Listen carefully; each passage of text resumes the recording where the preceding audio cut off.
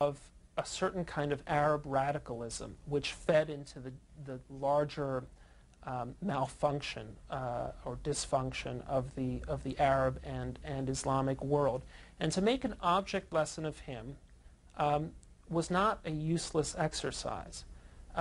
It would have, I wonder what, for instance, someone like John Kerry would be saying if Saddam Hussein were still in power. I bet he'd be saying, you know, this president, well, I mean, I don't want to put words in Mr. Kerry's mouth, but I bet someone out there, some current critic of the war would be saying, this president has allowed Saddam Hussein to remain in place while he brutalizes his people, almost certainly works on weapons of mass destruction programs, and plots against his neighbors. I think, you know, if I can boil it all down to one point, the weapon of mass destruction in Iraq was Saddam Hussein. He was a weapon of mass destruction when it came to the Kurds. He was a weapon of mass destruction when it came to the Iranians. When it came to the Kuwaitis, he was a weapon of mass destruction when it came to the Palestinians. Remember, he used to fund Palestinian suicide bombers. He helped make the Middle East a deeply dysfunctional and unstable place, and getting rid of him was important. Now, talking about what happened after the war is really a different subject. Whether it could have been handled differently, those are all legitimate criticisms. But the original decision to go to war, I think, was right.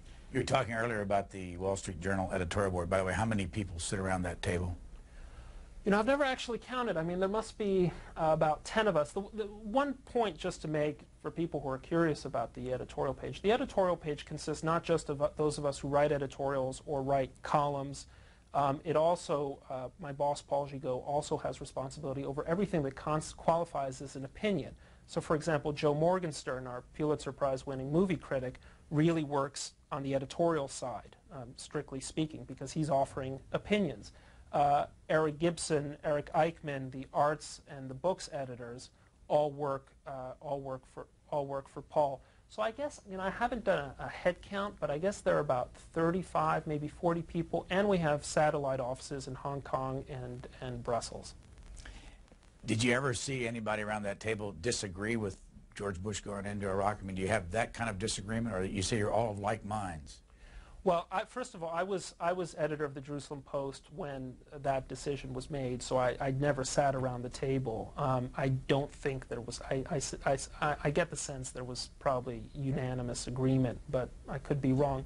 There is disagreement. I mean, one of the things that people don't realize is we don't walk in lockstep with one another. There is disagreement, and if someone feels, you know, if I felt particularly strongly about some issue and Paul was of a different mind and the question was about writing an editorial, I probably wouldn't write it. I mean, I don't think I've ever written anything for the Journal which I said, you know, I just can't live with this statement. There are people on the editorial page who lean very libertarian, for instance, who are against the war on drugs, for the legalization of drugs. Imagine, I've never done a count, but I'm sure there are plenty of people, myself included, who are broadly pro-choice. And there are people who are probably a little more socially conservative on certain issues. I think all of us try to approach the issues as they come, but we are working within a kind of broadly shared philosophical, political framework. I mean, it's a self-selecting group. It's no accident we go to work for the Journal's editorial page.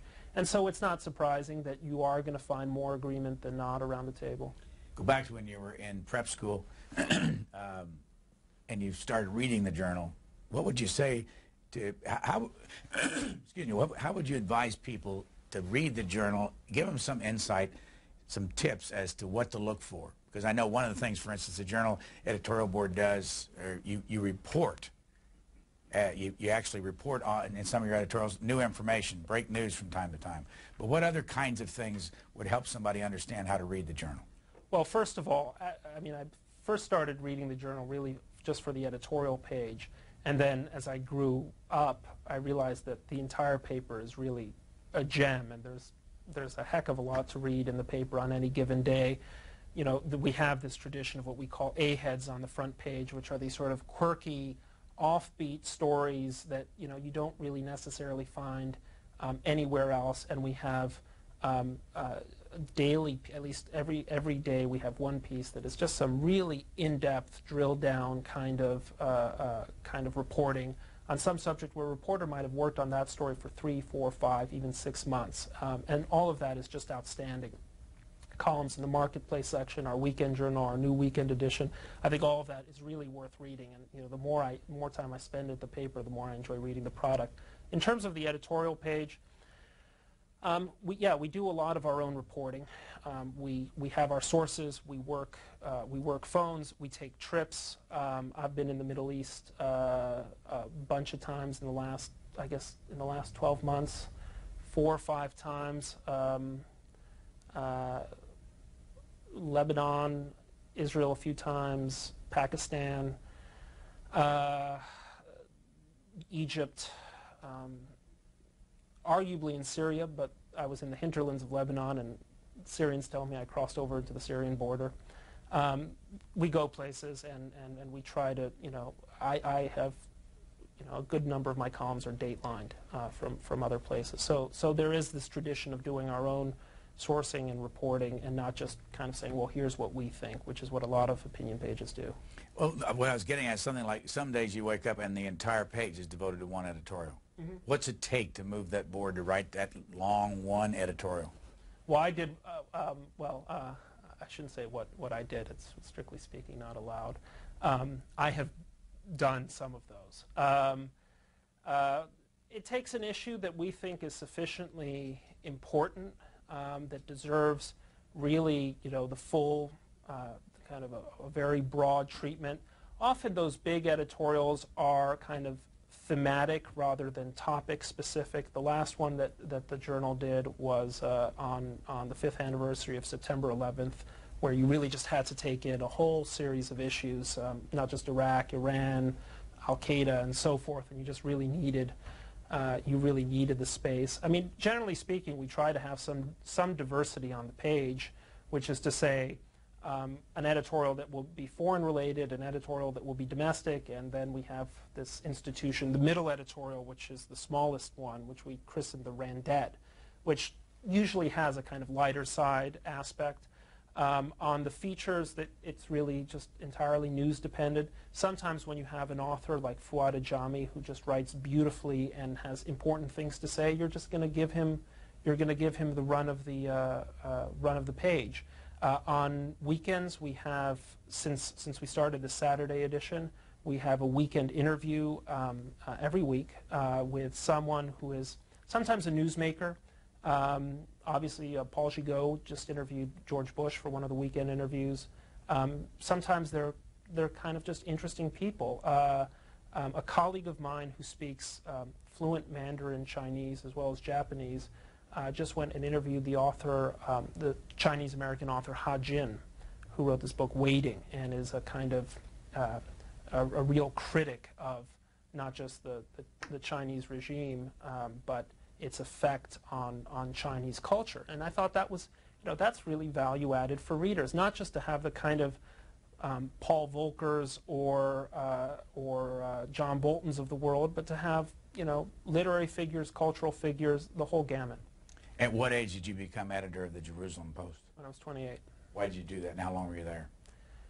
I was there for a little under 3 years. Before that, I had been in Europe, working for the Wall Street Journal Europe out of Brussels. And kind of, again, I keep using the word serendipity, kind of serendipitously, an editor of mine asked me to fill in for a colleague and start doing some of our editorial coverage on Israel-Palestine. And in the summer of 2000, after the breakdown of the Camp David talks, but before the beginning of the Intifada, Arafat was mooting the idea of unilaterally declaring a Palestinian state. This is all ancient history, but at the time it was a topic.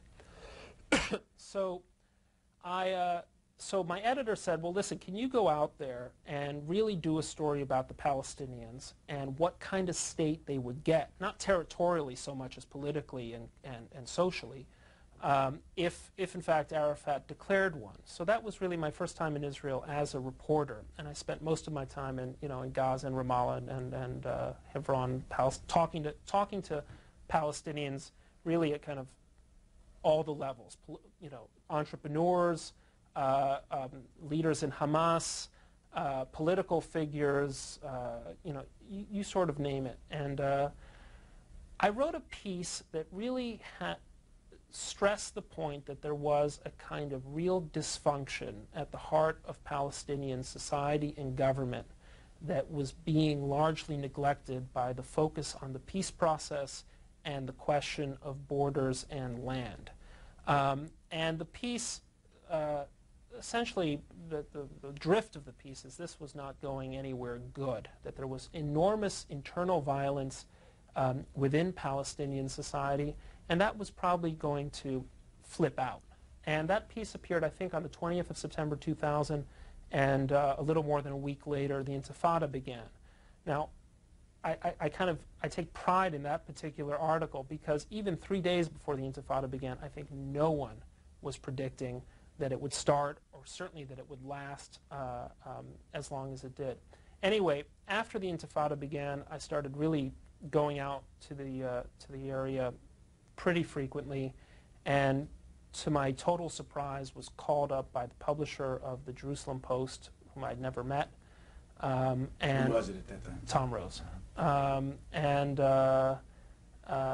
He said, would you be interested in applying for the job as editor? So I said, sure. And sent me some copies of the paper, asked me for a memorandum about what I thought about it, and the usual interview process, and I was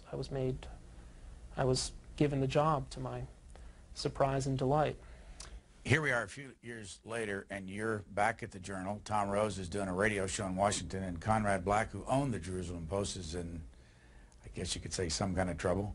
How powerful is the Jerusalem Post? And I've read several places where it's really pitched more to the people who live in the United States than the people who live in Israel.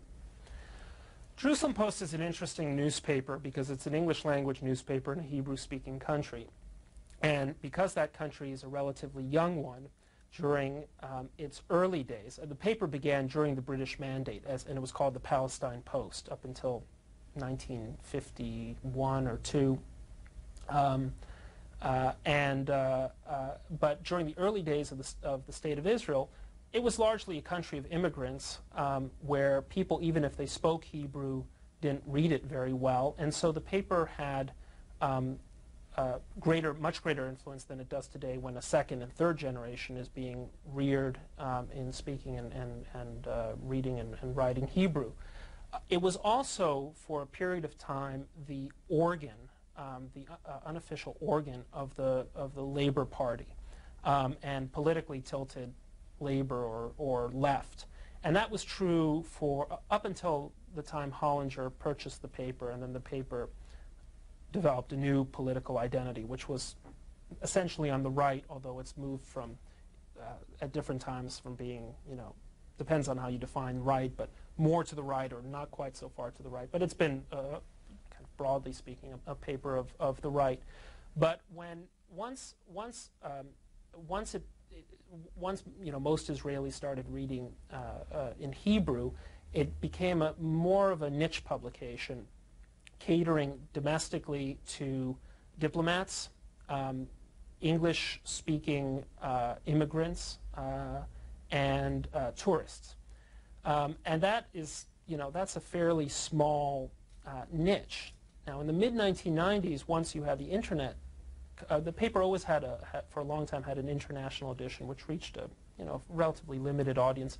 But once you could put a paper on the internet, then its influence really grew considerably because, at least for a while, it was the only English language news, domestic Israeli news source. And it was particularly sought after by, I think, diaspora Jews who were hungry for kind of more insider news on Israel, told from a Jewish or an Israeli perspective.